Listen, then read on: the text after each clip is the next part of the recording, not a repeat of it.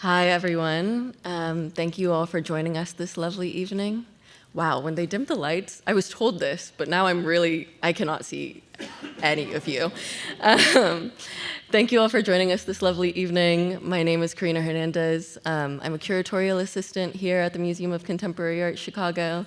I also had the honor of working on City in a Garden with assistant curator Jack Schneider, who you'll be hearing from very soon. Before we begin, we would be grateful if you would kindly turn off or silence your cell phones, of course, unless you're using them for closed captioning. I want to acknowledge that the MCA sits on unceded Potawatomi territory, that the Ojibwe, Odawa, Peoria, Miami, Mascoutin, Second Fox, Kickapoo, Ho-Chunk, Menominee, and other nations have also lived, gathered, and traded in this region, and that today Chicago is home to one of the largest urban indigenous populations in the United States. I would like to thank the staff at the MCA who make events like this possible, particularly Daniel Atkinson and Brianna Van Scoik, as well as the artists Nick Cave, Edie Fake, and Mary Patten for being here with us this evening. I would also like to thank our generous funders, a full list of whom you can see on the slide behind me. Lastly, I would like to thank Jack Schneider for allowing me to contribute to such an amazing exhibition that I feel lucky to have experienced, let alone worked on. City in a Garden, Queer Art and Activism was born of Jack's desire to address the gap in scholarship around queer history in Chicago, a city that has been crucial in queer art, organizing, and coalition building, but has rarely been given its dues in a broader historical context. The exhibition responds to this gap by centering the people and places that make queer cultural life here possible, particularly during the AIDS epidemic, when the LGBTQ+ community was receiving such little care from the government, which is something that is still familiar today.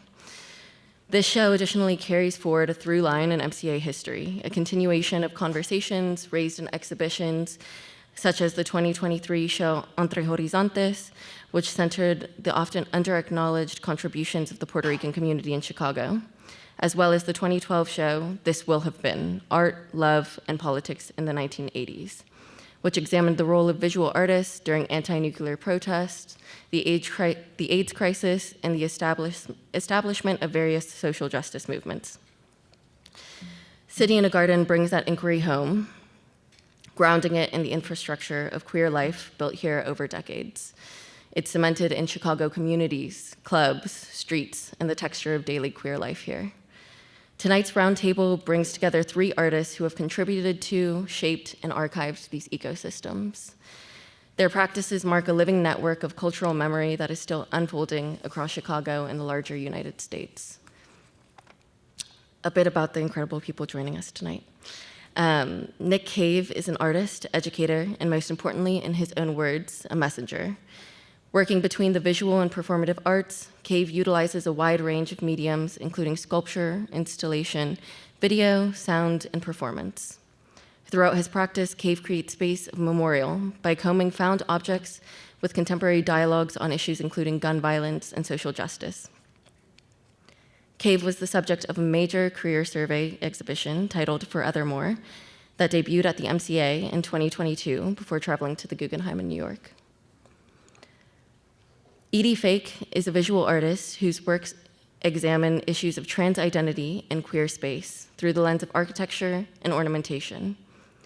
Edie's drawings and paintings reimagine built space as a site of both protection and transformation, often changing queer gathering spaces into ongoing forms of inheritance. In 2021, his work was included here at the MCA in the show Chicago Comics 1960s to Now. Last but not least, Mary Patten is a visual artist, video maker, writer, educator, and political activist, with lifelong commitments to social movements for racial justice against the carceral state, to fight the AIDS crisis, and for queer and LGBT liberation. Patten has led or participated in many public collaborations as means to reclaim a utopia of the everyday, a way of being put together in the world that allows for anger, joy, and reparative visions. Thank you all so much for being here with us. With that, I would like to welcome Nick Cave, Edie Fake, Mary Patten, and Jack Schneider to the stage. Thank you.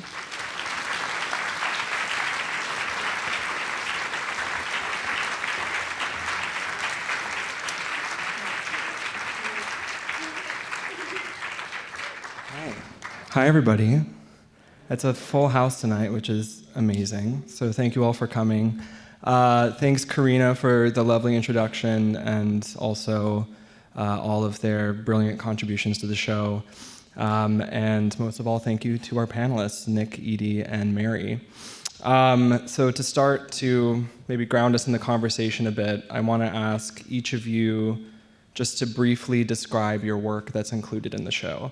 And maybe we can go this way. So Nick, that means you. Hello, everyone. Nice to see you.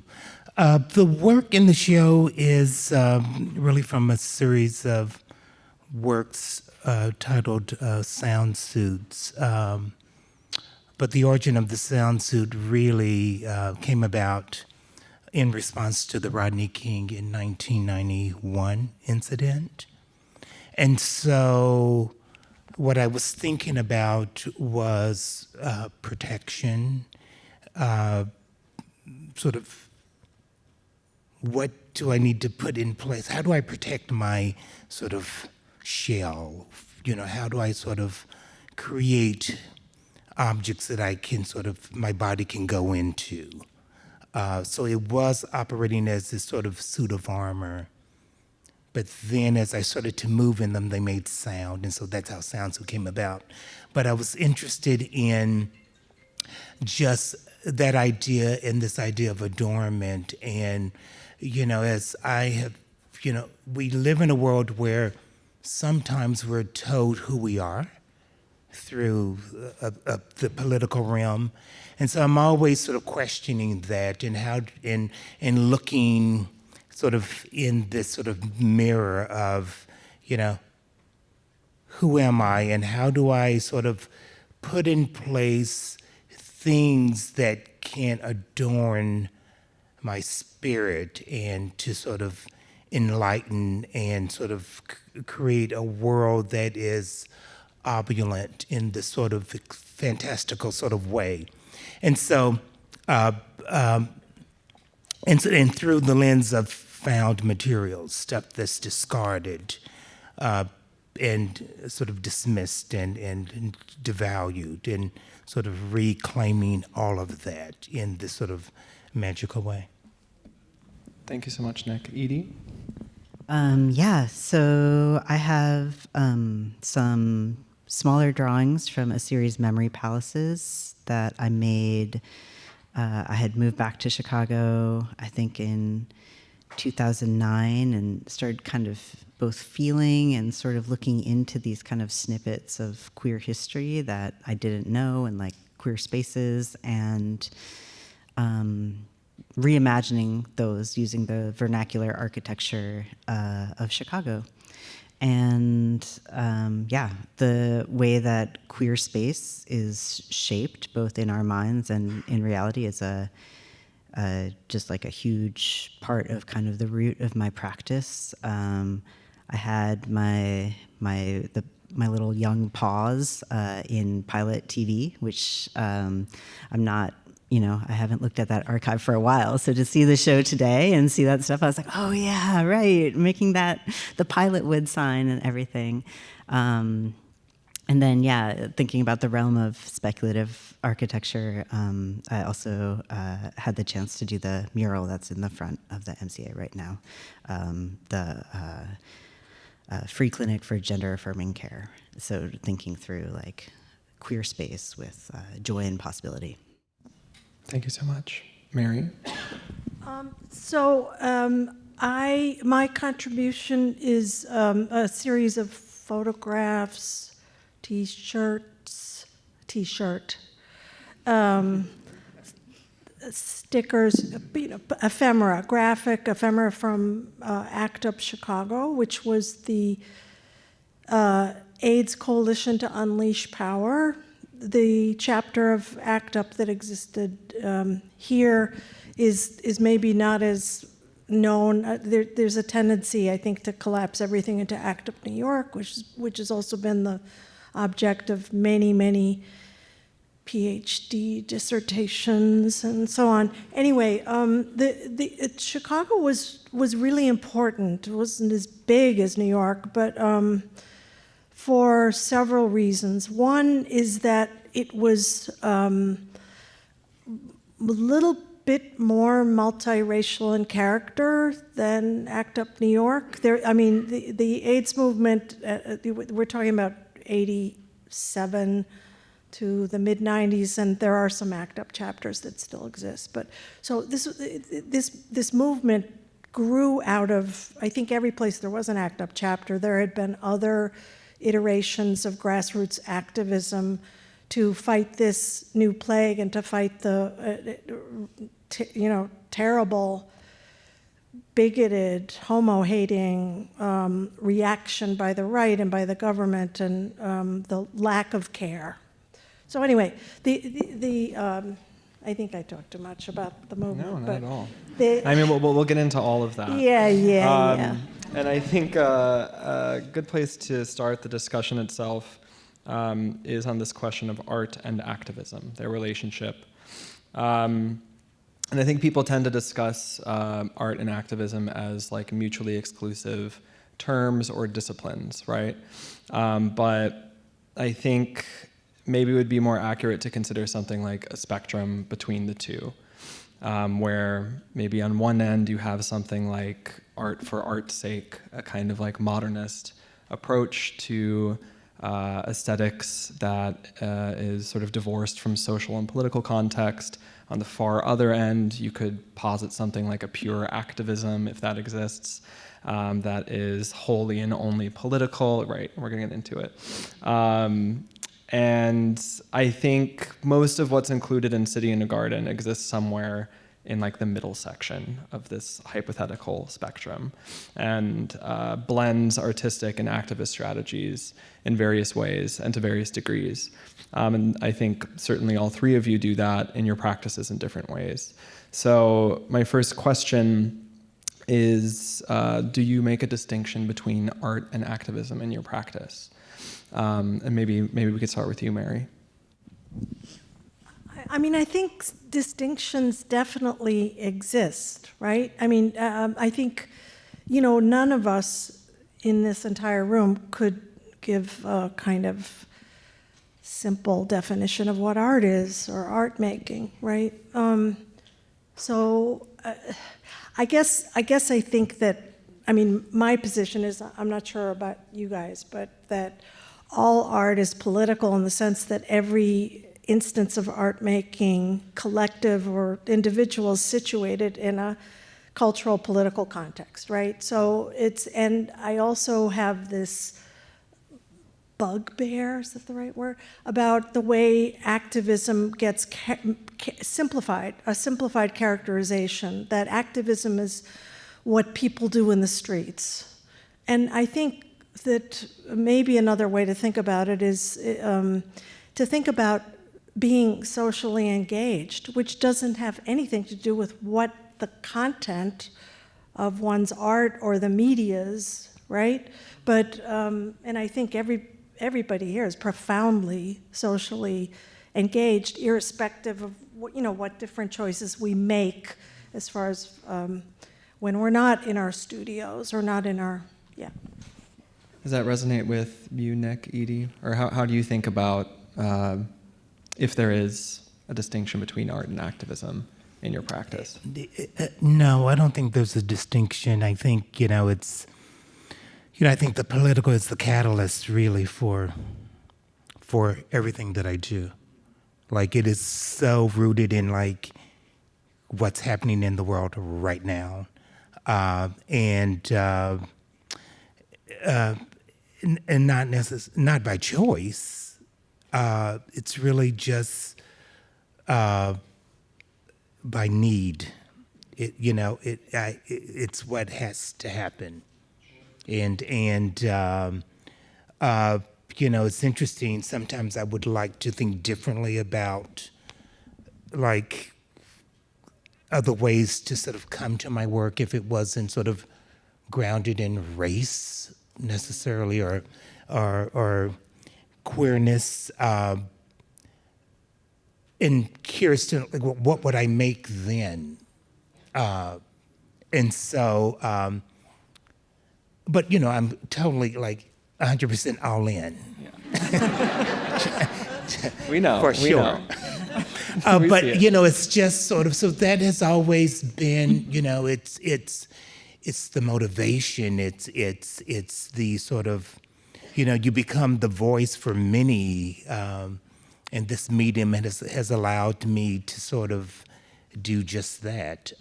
You know, it's my savior. It has also saved my life in crisis, and you know, and I understand that as well. So, Yeah, I think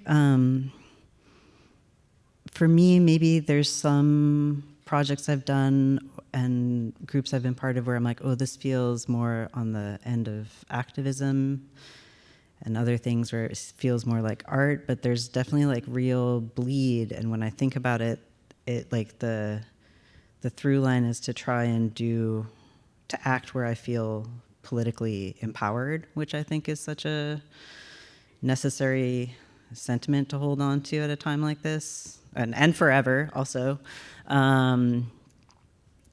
But yeah, I mean, I haven't always been the most like organized of person, and so sometimes like knowing what I can bring to collective work, and also what I can offer too from my studio practice. And yeah, so it's yeah, like you said, it's smeary for me, but it's always grounded in and that's interesting when you're talking about community. You know, when it comes to performance work, you know, it is probably the first and the most important thing is inclusion. That I must see myself in a performance that, you know, sometimes it's 300 people involved, but it has to be everyone. And you know, when we're doing sort of performance-based projects, you know, we never bring dancer, musicians, or artists with us. We really hire everybody that lives in the city or the town. So, you know, boots are on the ground. We're like looking for who lives here and really building this amazing sort of residence. Everybody's in residence for like 3 weeks. Yeah.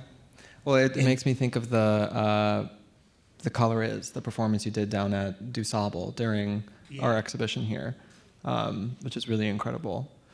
So I feel like I'm largely on board with this idea of art and activism being like at least less distinct than people tend to think of them, right? But I think one of the things that maybe does distinguish activism from art is this emphasis on like a clear goal or message, like something that's really legible to like a broad audience, right? And I think, and maybe this is maybe a little hyperbolic, but we'll do it for the conversation. Like you can think of like a protest sign or like a slogan or something, right? And that is, it's successful if it really clearly and directly communicates what it is that the activists are for or against. And then by contrast, in art, that kind of really direct, immediate messaging is often kind of discouraged, right? For something that is a little bit, you know, in favor of like a slower read or a more complex content or greater ambiguity. So I'm wondering, and maybe this could be a good question for you, Nick, or you, Edie. How do you see, like in the mural, for example, you know, you're confronting this really clear and present danger, really, in terms of the way that trans people are being demonized culturally right now, and gender-affirming care is being like obliterated in the legislature and in other ways. But you're doing so in a way where I don't think a viewer would necessarily immediately understand that that is what you're responding to by looking at the piece. There's no language, apart from, of course, the title when you go up to read it. So I'm wondering if you could talk a bit about that strategy, like how it is that you're delivering the messages that you're wanting to, Yeah. Yeah, I mean, I think kind of asking questions of myself about space and what could a space like a free clinic for gender affirming care be, and trying to imagine something that's like elaborate to the point of being almost impossible looking, you know, or like unfeasible, and then to have that kind of like almost be a visual riddle, I guess, or a little bit of a visual seduction. Like you want to keep looking at it, bringing someone to spend time with it, and then the title comes in and you kind of see how like, oh, that is what that space could look like, or that's a proposal for a space like that. Like that's a proposal for a space that's not in the world that needs to be in the world. And it doesn't have to be out of, I mean, when it happens, it'll be very resourceful and it'll be, but like to kind of have this imagining vision of it, I think is super important for, yeah, I don't know, an activist imagination, Yeah. I guess, yeah. I love that. And I wonder, you talked a bit about like the role of like beauty as a kind of seductive force in the artwork, right? Like to draw people in, and maybe to do so in a way where, you know, if you did include some huge text that said free clinic for gender affirming care, unfortunately that would probably turn some people away from the artwork. They wouldn't want to engage with it. It's a conversation some people, you know, are allergic to. But by drawing people in with beauty and aesthetics, maybe you can kind of disarm people to, you know, engage in a conversation that maybe they otherwise wouldn't. And I wonder, does that resonate with you at all, Nick, in the way that you think about your work and beauty and seduction? Sure. You know, I think about, you know, I sort of see it as a weapon. I sort of see it as, it's so many things. It's, you know, it's about forgiveness. It's about empathy. It's about power. But it's important that, you know, and I also know, you know, this idea of what turns people off, you know, and I'm more interested in, you know, when I'm in the studio and I'm thinking about the work, I'm sort of like, you know, how do I sort of, you know, what do I put in place to sort of bring everyone on this journey, loosely. Yeah. And whether or not that's through, you know, found objects or beauty, but I'm interested in the hard conversations, but I'm interested in how do I invite you to the table in order for us to sort of engage in that sort of dialogue. I love that, and I think your work does it very successfully. I was actually working on that show with you a few years ago. That's kind of when I first started to think of this role of you know, beauty playing this role of like seduction, or kind of like weaponizing beauty to deliver a message that might not be immediately apparent when you're looking at the work. Yeah, I primarily wear black, so, but. Yeah. Hey, so I want to say something before you move on. Oh, please, yes. Yeah. I actually think that art making and activism are two different kinds of worlds. And we needn't collapse them to honor each or whatever, but I think that for both, questions of beauty and seduction and persuasion and are really important. You know, there was this African-American writer, Toni Cade Bambara, who said in the 70s, how do we make politics irresistible? And that's, you know, that's not about indoctrination. It's about how do we collectively imagine a world that we want to be a part of. And, you know, just thinking about, I mean, I think a lot of these distinctions and arguments happen in art schools.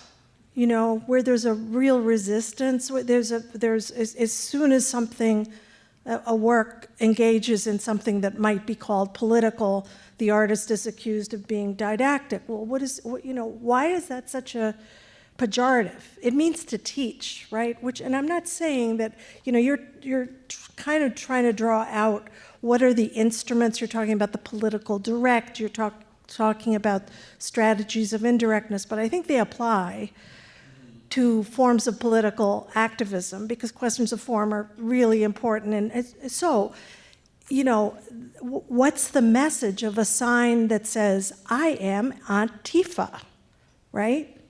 I mean, does everyone know what I'm talking about? So Antifa, I am Antifa. And, clearly it's funny, and it's in that kind of use of humor to kind of disembowel the powers of fascism, right? Or the inflatables or whatever, or the fact that what's so singular and important about all the handmade signs, and that's not something new ever, but in our lifetimes, it's Occupy Wall Street was all about that. It was about the cardboard and it wasn't about mass-produced signs by some phantom ultra-left organization that the right likes to call the Democratic Party or something. Yeah. But, But no, I mean, I think you're absolutely right, and that's part of what I have found so fascinating about ACT UP Chicago. This was a activist group that was using artistic strategies to deliver their messages. I mean, there was like the Freedom Beds street theater performances essentially, which was like you can talk about that, but it was like a theatrical performance at was it the Thompson Center Plaza? Do you want to talk about that a bit? It was I think we might have one goofy picture thing of of 3 lesbians with dildos surrounded by people dressed up as the Archbishop and the Pope. Art. Yeah, exactly. But it happened on a bed. I mean, our thing happened on a bed. But that was the center. Goofy. That's great, which is fun. I mean, humor is a tool as well, right? So I want to not necessarily shift, but talk a bit about one of the interesting through lines that I found in working on this show is that healthcare is so often at the center of debates over LGBTQ people and their rights. So of course, in the 1980s and early 90s, you have ACT UP Chicago, which is essentially fighting the government and the medical industry's inaction over the HIV/AIDS epidemic. So this is a healthcare issue, and really a lack of healthcare issue. And then if you fast forward to today, healthcare is again, kind of one of, if not the primary battlefields upon which the rights of queer, specifically trans and non-binary people, is being negotiated. So I'm curious about this, historical parallel or through line, like why healthcare? And I guess I just want to put that question to you guys. Why do you think this focus on healthcare? Why are people who are wanting to restrict or control the lives of LGBTQ people focused on it? Well, your question says it, right? Because it's about life, right? Who has a right to life, right? Yeah, I think so. And I think additionally, like the kind of current attack, especially on trans healthcare, is a way of trying to unwrite or like just kind of disappear, like to make transness seem impossible in the culture at large. And so I think it's part of like a multi-prong attack to eliminate language about trans and queer people, to eliminate viable healthcare options and just general cultural respect, possibility, to eliminate the possibilities around trans life, which, yeah, like you're saying, is life and death, yeah. Yeah, one of the things that I love about your mural is that it's called the free clinic for gender affirming care, right? Like, and that word free, I think is really doing a lot of work. And it actually reminds me of some of the work that ACT UP Chicago did, which I found really striking, which is that, as part of their goal of, trying to get better healthcare for people with HIV/AIDS, these activists were often calling for universal healthcare. So sort of, in essence, advocating for a marginalized, vulnerable group through a policy that would benefit everybody. And I'm wondering, Mary, maybe if you could talk a bit about why that strategy.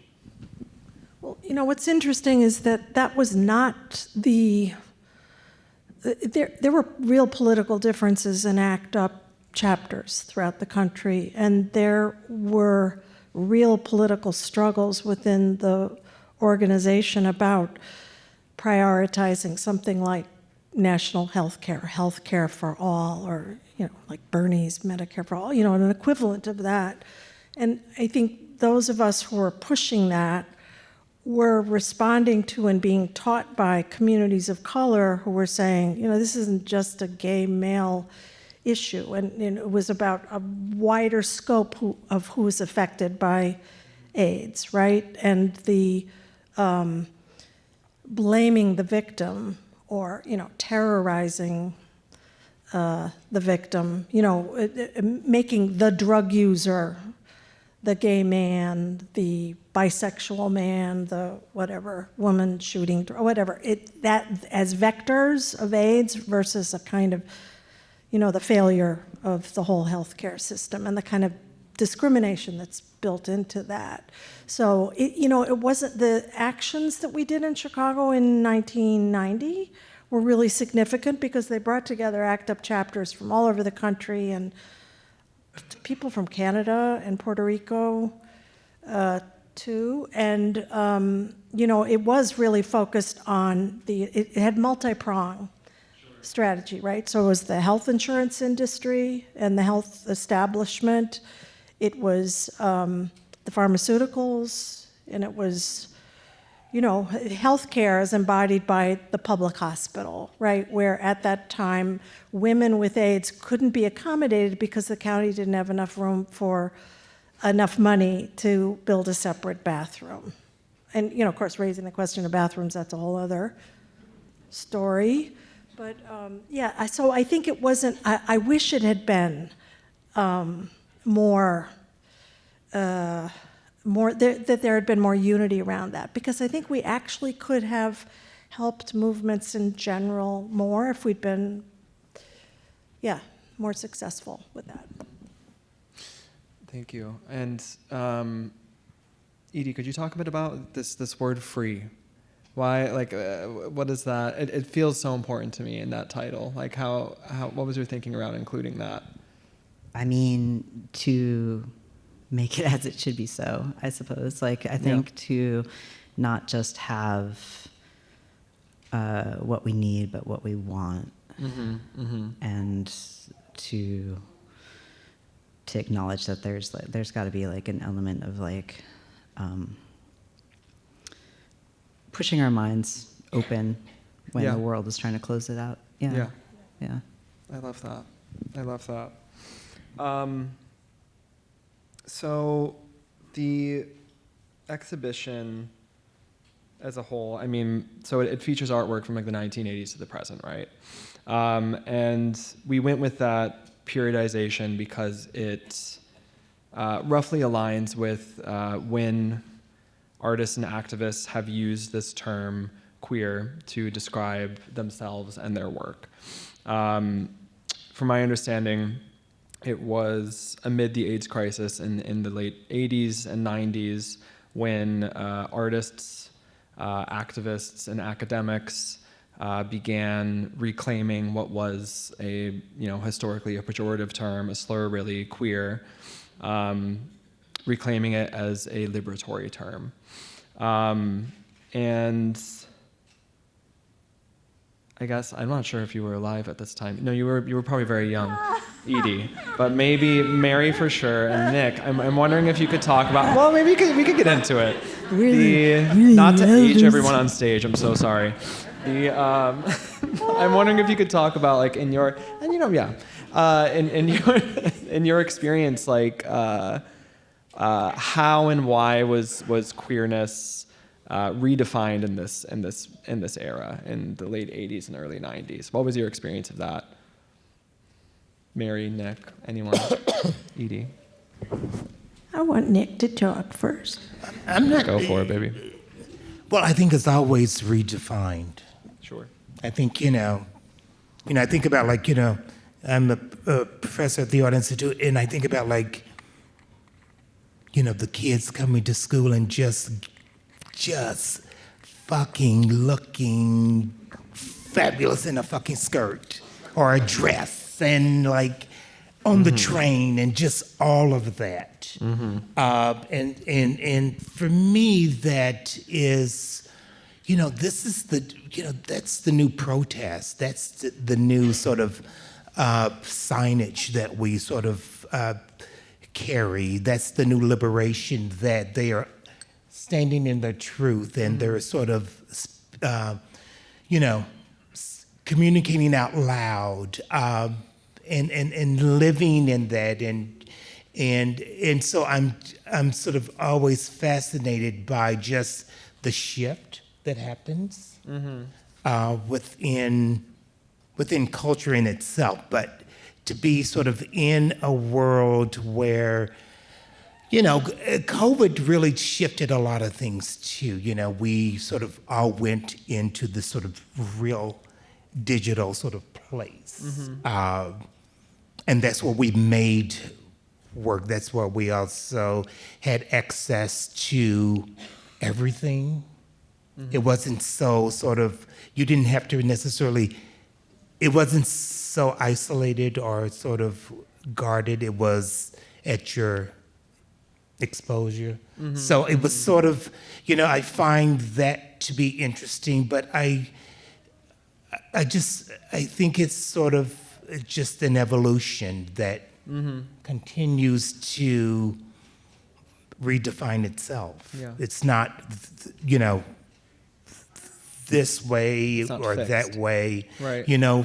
Remember when it was bi, like what? As opposed to queer, and so even language changes. Here today and by tomorrow, that one? What was that? No, she remembered. This is so stupid. Here today and by tomorrow. Yeah. Remember that one? So it's interesting how, Yeah. just sort of watching that sort of, reshape itself. Yeah, absolutely. And how we're empowered in different ways and expressing ourselves. Yeah. And I think I like that you bring that up because, as I mentioned, the show, it features work from the 1980s to the present. And the kind of idea there was thinking through this shift that happened in the 80s and 90s around this term queer, and how that kind of opened up possibilities for the way that people are able to be today, right? And your students, for example. But I'd love to hear, maybe Mary, you could talk a bit about this, like in that moment, in ACT UP or in any of the other groups you were involved with. Was it like palpable, this shift from maybe prior forms of identity politics to the kind of queer paradigm? What was the verb or adverb? Was it probable? Wait, what was? Just from your experience, like what was it palpable? This shift, palpable. And what did queerness allow for that maybe these earlier forms of identity politics didn't? Well, I think the thing about the AIDS movement, AIDS activism, is that it brought different variants of queer together who had perhaps been narrowly sort of segregated or self-segregated, right? Where, former lesbian separatists are working with, Sure. Leathermen and so on.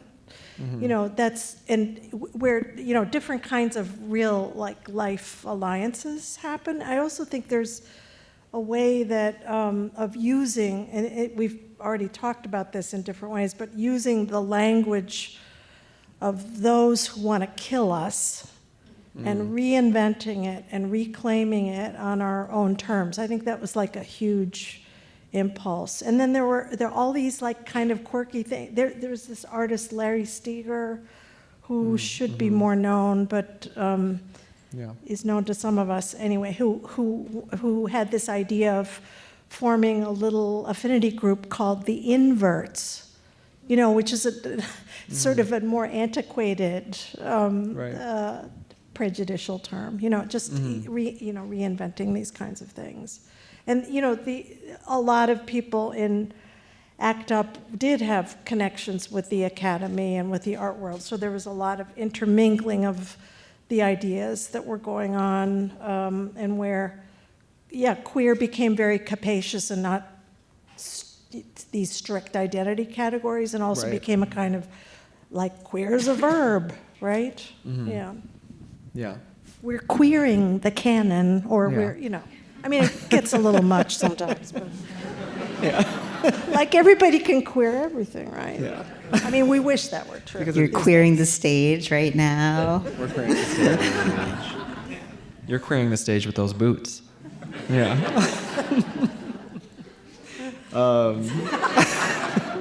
Good one. Oh, I love it. Well, thank you.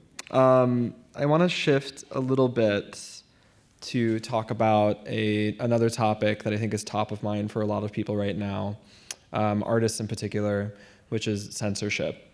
I don't have to tell anyone here. We all know we're in this kind of historic reckoning over free speech that's, I think, in many ways rivaling that which occurred during the last culture wars in the 1980s and 90s, when, for example, Robert Mapplethorpe had an exhibition canceled at the Smithsonian, over obscenity, quote unquote. And the current administration is threatening to defund or otherwise punish institutions, organizations, individuals who support, diversity, equity, and inclusion policies, who support so-called gender ideology, to use their terminology, who support Palestine, among many other things. The effects of this have been felt directly and indirectly, I think, throughout the art world. But the Smithsonian museums have been a particular target. And Nick, I know that you have a major, exciting, forthcoming project with the Smithsonian. So I'm wondering if you could just tell us a bit about that. And then also, if you're comfortable with it, maybe talk a bit about how you or the people you're working with at the Smithsonian are navigating any pressure you might be getting from on high. As you were sort of talking, I was like, wow, everything he is saying, I am excluded, from that project. But we're moving forward as planned. Good. I've made it very clear that any sort of tampering with any aspect of my project, it will have to be shut down. Good. But, there's a lot of people trying to sort of get in touch with me, and I'm just sort of being sort of absent right now because we must get the show up. Yeah. It's the first. Well, thank you for being here important tonight. That's very. What? Thank you for being here tonight, generously. Yeah. And it's important that I am a bit concerned, but my project is privately funded. Okay. But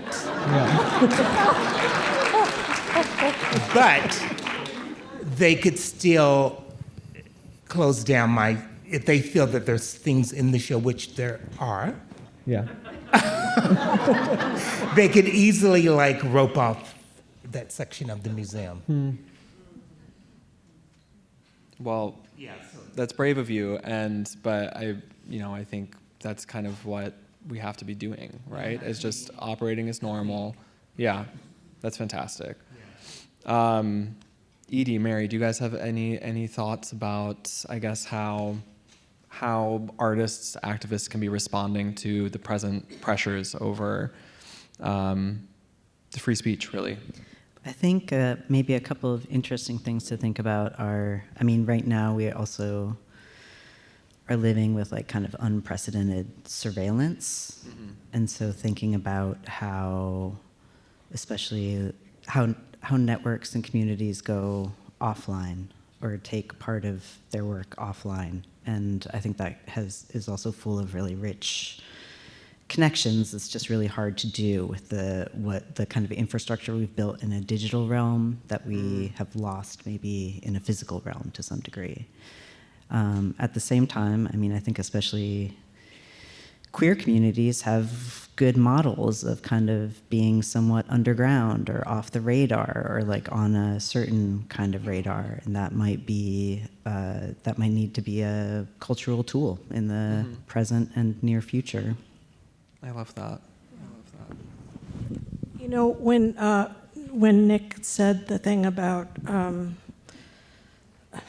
the possibility of like their roping off a part of the exhibition, of course it reminded me of literally what happened with some of the Mapplethorpe exhibitions of the during that period after the Cincinnati thing. Anyway, and it's so interesting because it was just a few years before that I saw this Courbet show at the Brooklyn Museum, and that painting, The Origin of the World, which is, a big pussy. Some people, whatever. Everyone in the room probably knows that painting.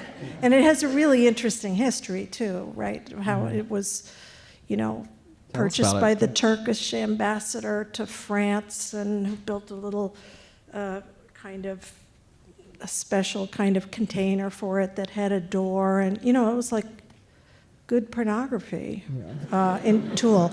But anyway, so here's this painting that is, which I was familiar with through reproductions, and there's also the painting that's called Sleep, which is two naked women like all over each other in a bed.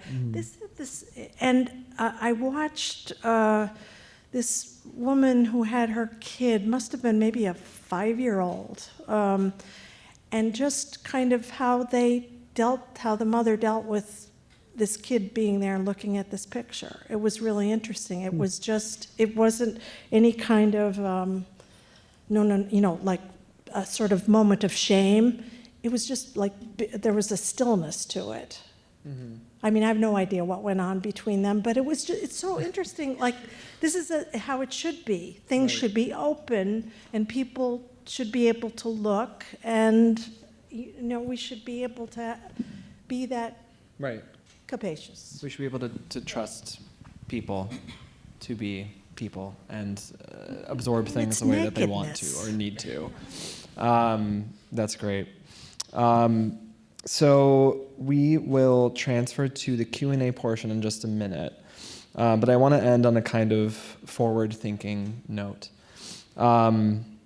So one of the big through lines in the exhibition is this kind of, I'd say, like utopian impulse. A lot of artists and activists envisioning, and in some cases partially enacting, their idea of a utopia. And the title of the exhibition is meant to speak to that as well. City in a Garden comes from Chicago's official motto, which is Urbs in Horto. That translates from Latin to City in a Garden. And we went with that title because we felt like it reflected the exhibited artists and activists, like utopian visions of Chicago as this metropolitan sanctuary, not just for queer people, but for people of many kinds that might not fit the normative molds of the places that they came from. So I'd just like to ask, and it's a big question, it's very open-ended, answer it how you will. I want to ask, like, what for you is utopia, and how can artists and activists work towards it? Who wants to start? Pilot TV, I think for example. it's interesting to see the kind of archive come out for Pilot TV, and because I hadn't seen some of the posters in a long time, and a lot of the photos, the videos from it, and to see that, and it was amazing. It was also like, I think early in the conversation you brought up the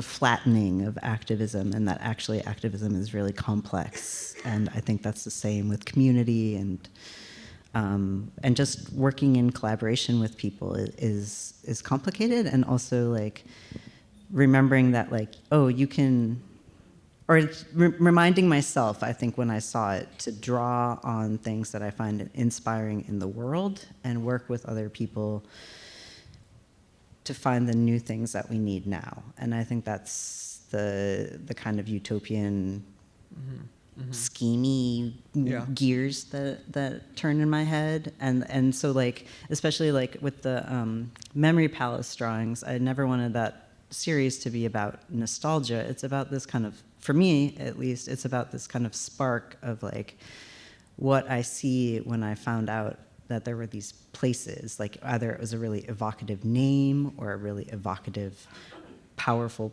project that happened in the world. And maybe it wasn't the thing that is needed today, but it's proof that at every kind of level of resourcefulness, people got together and did a thing that I find, beautiful and important. So that keeping all that in mind. I love the idea of utopia. I love not being afraid of it. We-topia, yeah, hey. I love that. I've been thinking, about woke, being too woke, and sort of rewriting history, and which has led me to needlepoint. Do tell. So, the new body of work is very much rooted in needlepoint, but it's me coming out from behind the sound suit and really stepping into my queerness that's been pretty much very private. And so and so it's really this sort of coming out in this other imaginary sort of way, and what that is, and who am I, and what that looks like. So Via needlepoint. oh yeah, I love it. I'm totally all into it. I can't wait to see it. Mary, did you want to add anything? That was really lovely. I think, I don't know. I think, I think it's amazing to see how, so early in the conversation, Nick, when talking about how your art emerged and used the word out of necessity, how out of necessity these amazing kinds of creations happen, collectively, between, singularly, but then, there's artists are always, right, meeting people through their work and ideas. So that's, in these really, really terrible, terrible times, that we're all living in, those of us who live in Chicago, right? People are creating communities of care out of necessity. I mean, they're not, it's not just defensive, it's about things, really important bonds are happening that are kind of unrecognizable as a political formation, right? Or so, yeah, I'm bringing it back to the street because that's my tendency. But but also a beautiful sign that says "Utopia now," And I love what Edie said about reclaim. Utopia was a despised kind of category during the high heyday of postmodernism, right? So thank God that's over. Good place to end it. Yeah? What? It's a good place to end it. But no, I really appreciate that, and I think from all three of your answers, it's the collective feels really important, right? Like one thing that we can do and that we are doing is just like, it sounds so simple, but just like working together, being together, creating those bonds. We might not know where they're leading quite yet, but that's like the structure from which something can and will emerge, right? Whether it's utopia or hopefully it's utopia or something else. So I think now we can take a few questions from the audience. And I wish we could put a light on the audience. Pop this light up. Are we able to turn the lights up so we can see people? Yeah. There you are. Lovely. All right, we have one down in front. Okay.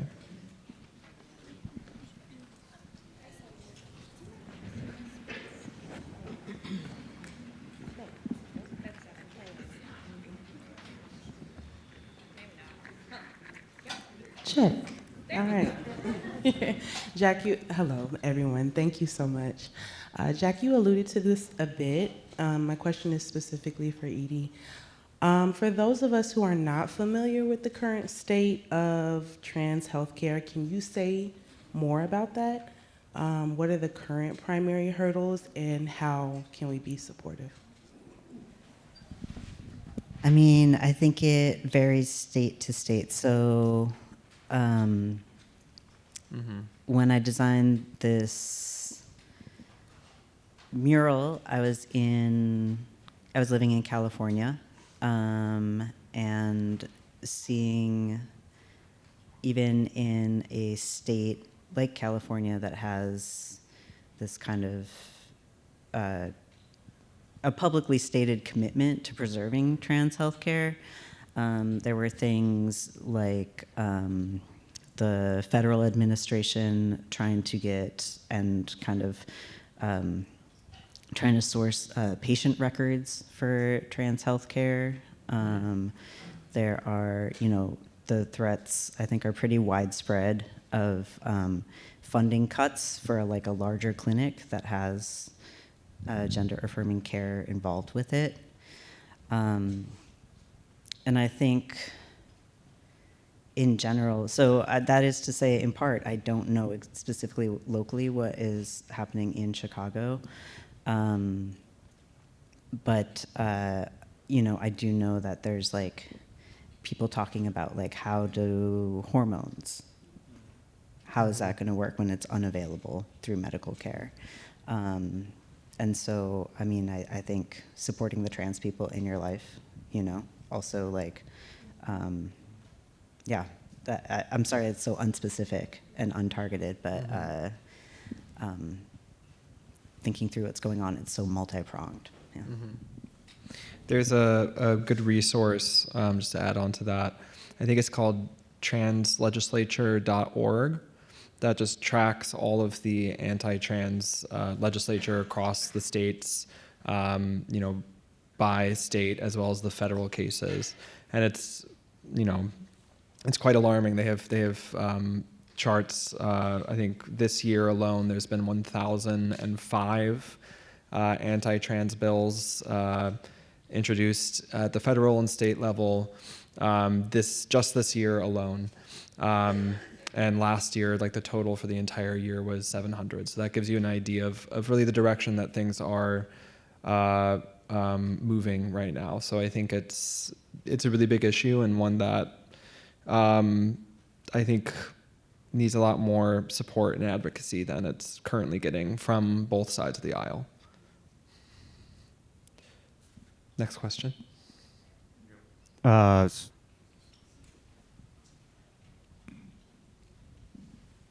you hear me? Yep. Sure you can. So thanks to the MCA and for not only this forum and this discussion, but obviously the exhibit as well. I'm curious, how do you think political leaders locally can better support artists, better support yourselves, and create a community that obviously fosters and inspires some of what we're discussing today? Who wants to take that one? Well, I'm curious I feel like, maybe I'm wrong, but there's a kind of implicit criticism that you're making? Not at all. I think it's more that, I think we as a city do better and thrive more when artists are celebrated and these discussions are elevated. And so I'm just curious, I guess, are you satisfied from your perspective on how the city supports the artistic community? And what do you think, if you're not, I guess, what do you think can be done to further support?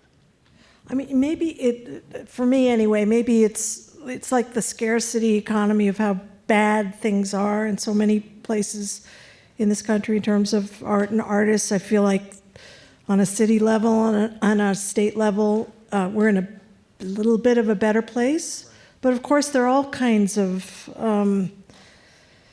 problems and critiques and struggles, and a lot of it is about scarcity, right? Because the money, right, is disappearing. The ability of being able to materially support artists and arts organizations, not even the most kind of, quote, radical ones.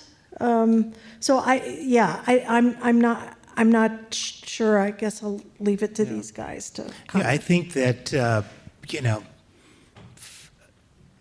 I'm not sure what type of support we will be getting in Illinois.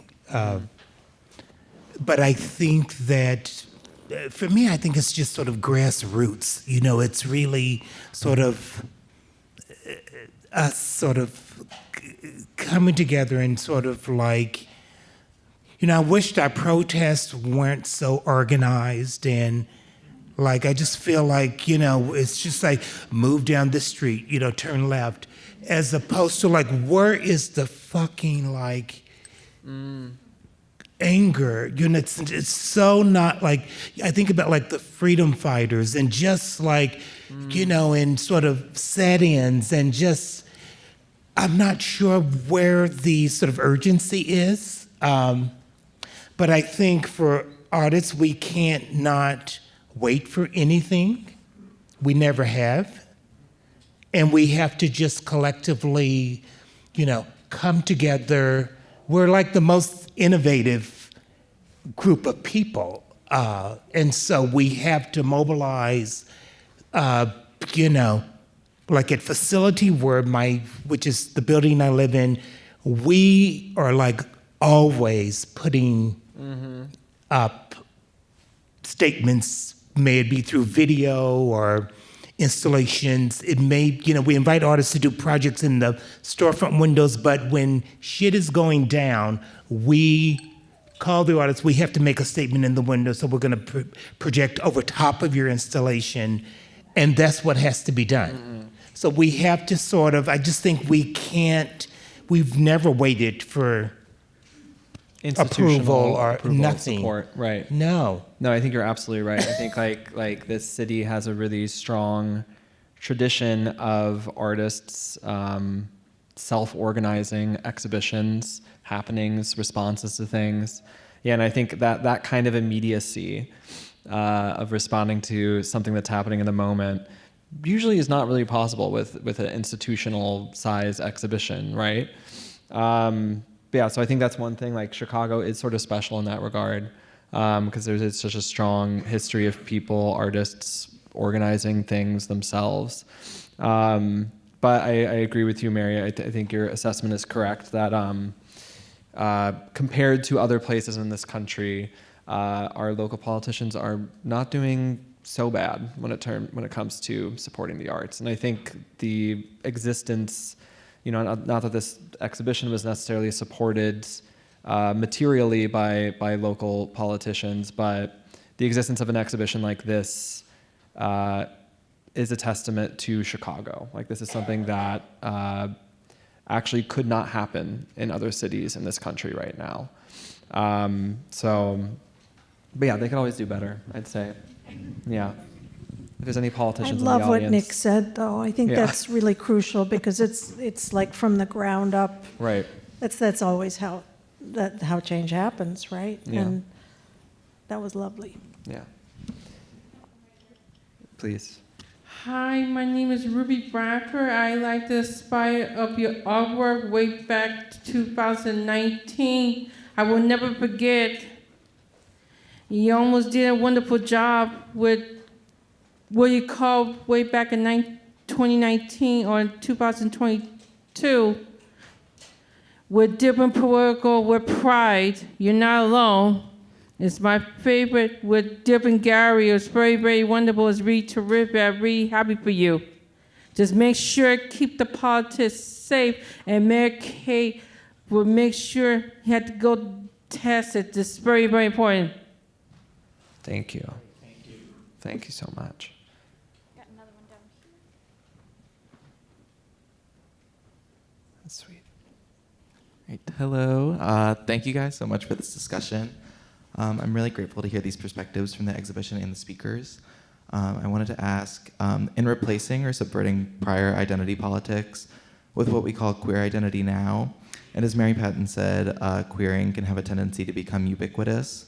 What do you on the panel think the LGBTQ community might sacrifice in the transference of labels?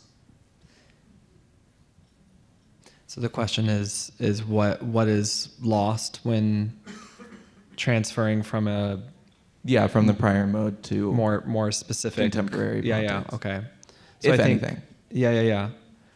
That's a really good question, and I think from my understanding, this term queer, or at least our understanding of it now, which emerged roughly in the late 80s and 90s, did kind of like allow for people to like resist strict categorization based on sex, gender, and sexuality. Whereas maybe, I guess, the labels that existed prior, I think gay, lesbian, bisexual, what have you, were like gender specific, sexuality specific. This term queer kind of became this way to resist that sort of strict categorization, and as well to signal a kind of like anti-establishment position and anti-assimilationist political sensibility.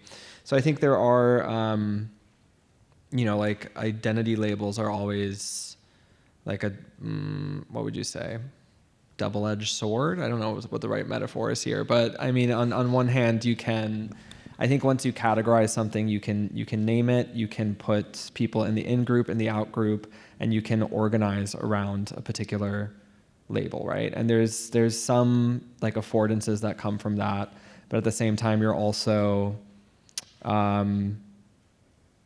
you're creating by creating a category of inclusion, you're also creating a category of exclusion, right? And I think, from my perspective, the emergence of the term queer amid the AIDS crisis is no accident. And it's part of what Mary was discussing, the way that people who maybe were previously part of a lesbian separatist movement were coming together with and supporting gay men who were dying from HIV/AIDS. And there was this sort of coalition that was beginning to form around this crisis. So there was this term queer kind of allowed for a greater degree of solidarity across these, previous more traditional identity categories at a time when such solidarity was like really necessary to fight this really awful disease and the inaction and the irresponsibility from the government that was happening around it. So I think I don't know if this is exactly answering your question, because there's a bit of a loss of specificity when it comes to a term like queer over the various labels that it maybe subsumes. But I think that was sort of deliberate. I don't know. I don't know. I think it's for everyone to decide for themselves, but I also think, why do you have to pick one ever at any one moment, or everything and Right. everybody? Sort of that there is that potential capaciousness of queer. But when you said double-edged sword, I couldn't help but think of the Laborists, which was, anyway, yeah. That's like a lesbian joke. But I didn't get it, so I was, what are we talking well, it was sort of like an emblem or an icon in a way. Don't ask me why, really. But seriously, in terms of your question, I mean, I know people who feel that the kind of predominance of queer has erased the lesbian. I mean, that's definitely a position that's out there. Although I hear it's coming back. I'm sorry, couldn't help it. I think it's interesting because also like we have these labels, and especially I think in kind of queer terms, like in my lifetime, I have seen how mutable and unsettled terms for transgender identity has been, and how multiform that has been, and also people being really like, that doesn't work, that works, and like even finding language for myself. But I think at the root of that, there's something where like both like a generosity for people to be able to like find a label, and that's autonomy. It's like finding words for yourself, but also that a label's not going to do all the work. There's always like more to a person, there's more to life than just the label. So a label can't hold hardly anything, really, you know, but it does, it articulates something, but it doesn't hold everything, yeah.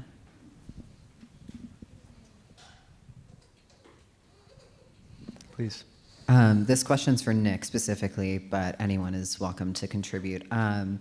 Considering what you said about exploring new avenues of art making and like stepping out of the sound suit, as you were saying, is there any part of that creative process for you that particularly keeps you feeling connected to the through line or the ethos of activism that defines your work or your practice as a whole? Certainly. Yeah, I mean, I'm thinking about, you know, so I'm doing the sort of 4 by 8 foot needle points.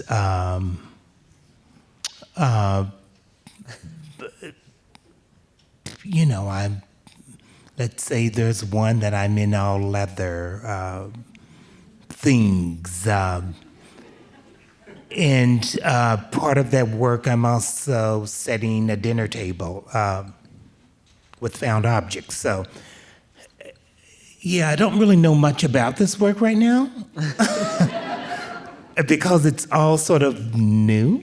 Mm-hmm. And I'm sort of like, I've always been very private about that, but you know, I have a lot of documentation of me out and about. Yeah. So would you say that, you know, in the midst of the darkness. Yeah. So do you say, I love it. So you kind of think through making. There's no like message. Do you think that like it's a message. It's all. Okay. Yes, it's certainly a message, but it's not. I don't know. I just feel like I'm not. You know, as we were talking about, you know, this idea of queer, and I'm thinking fluid, and I'm just sort of like. Mm-hmm. I'm just not defined by this or that. Mm-hmm. It's just fluid, and you may look at a needlepoint, and you may have, you know, you may bring your idea to it, but right. I may be thinking that it's something completely the opposite. Mm-hmm. So it's not. I just think it's. You know, I was thinking about like fluid, but then I was thinking about, you know, there used to be like solid, like gay sort of communities or gay areas within a city, and how all of that is sort of disappearing. You know, there used to be like real core gay clubs, but then it's all sort of blending, and you get a bridal. you know, Bachelorette party. Bachelorette party in a gay club, and you're just like, what is going on? But you know, so it's just that everything is happening, and I'm just sort of like, you know, but that is, you know, that's where we're at. Right. It's you know, that's where we're at. It's about survival. It's about sort of, you know, how do we stay afloat? What do we put in place to stay present and yeah. I mean, this isn't necessarily related to the question, but it does bring up a fascinating point, which is that I think it's pretty well known the way that lesbian bars have disappeared over the last few decades, oftentimes because they are gentrified by gay men. But what I found more interesting is that actually there's significantly less gay bars now than there was like 20 years ago, which felt kind of like, even in places like Chicago, New York, San Francisco, these kind of like queer meccas, there's less gay bars than there were 10, 20 years ago.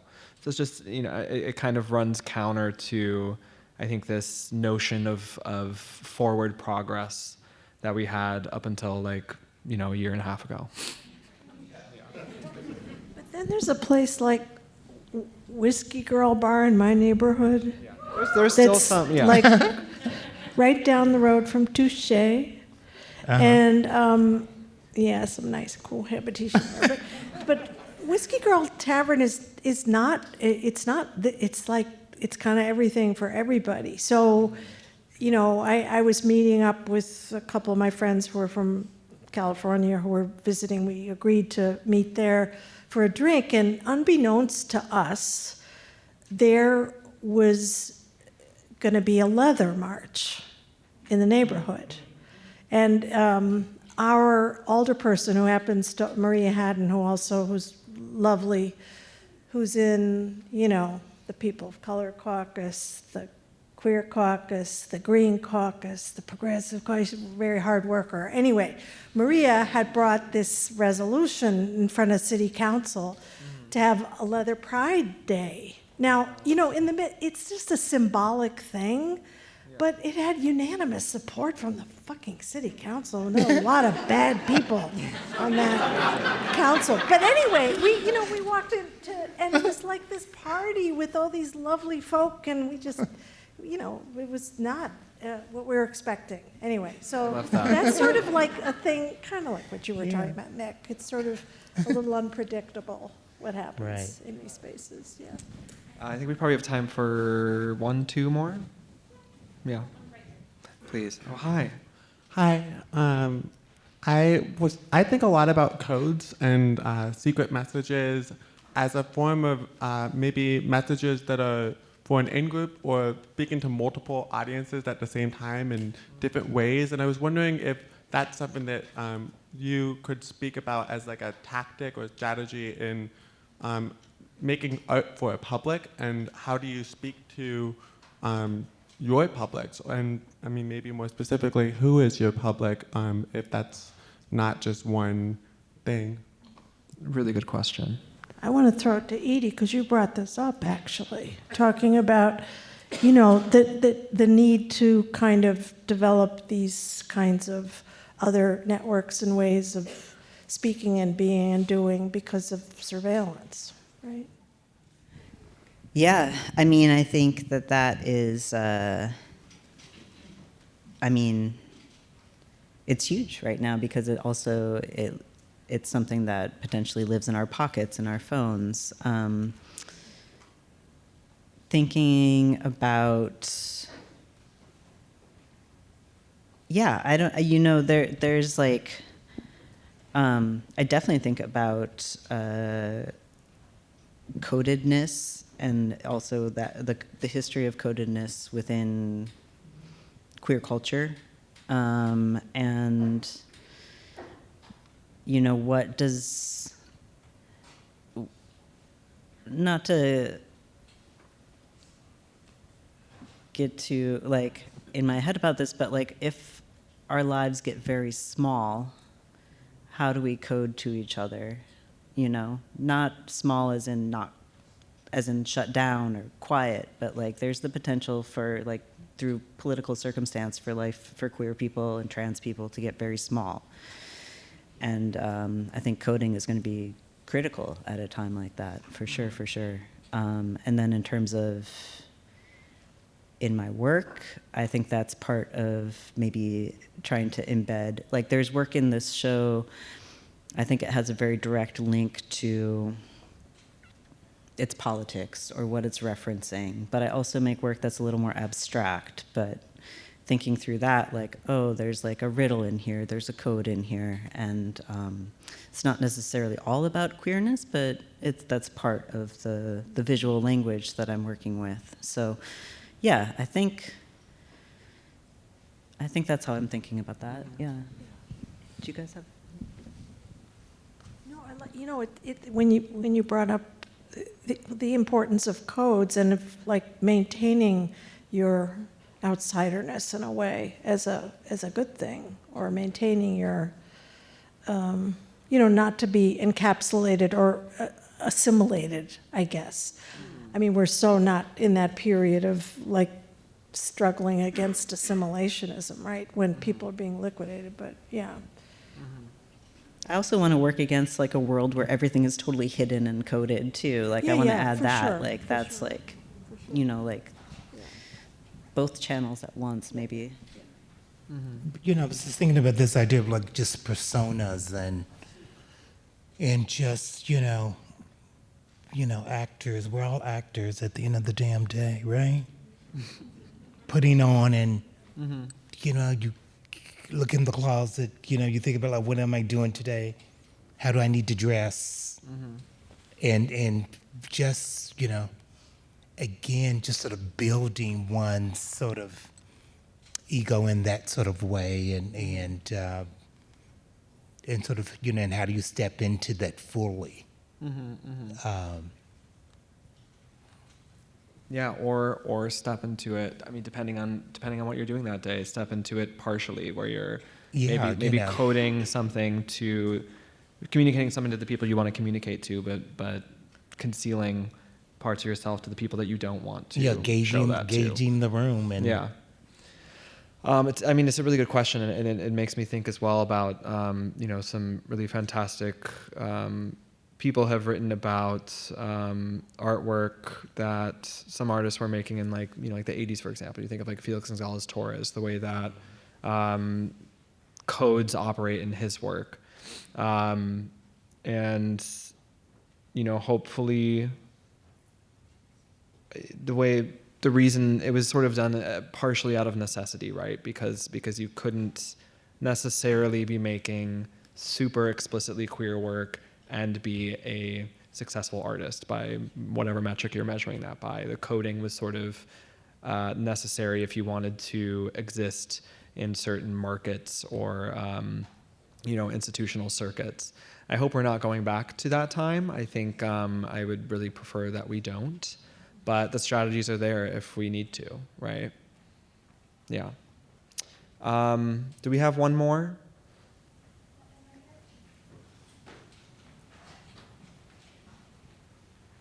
Hi. I'm really loud too, so I was We can hear you. wondering, we were talking about utopia, and I've been thinking a lot about empowerment and how do we do better and stay intact. And I was wondering how you guys personally envision a sexual and gender utopia within your art and in yourselves to keep yourselves feeling empowered. What do we think, y'all? I don't know, hang out with people like Edie Fake and Nick Cave. and Mary. I love that. Do you guys have anything to add? If not, I think that's a beautiful note to end on. I am so grateful for the three of you for being here tonight, being in the show, sharing your work with us. And I'm grateful to everyone for coming out. This has been really great.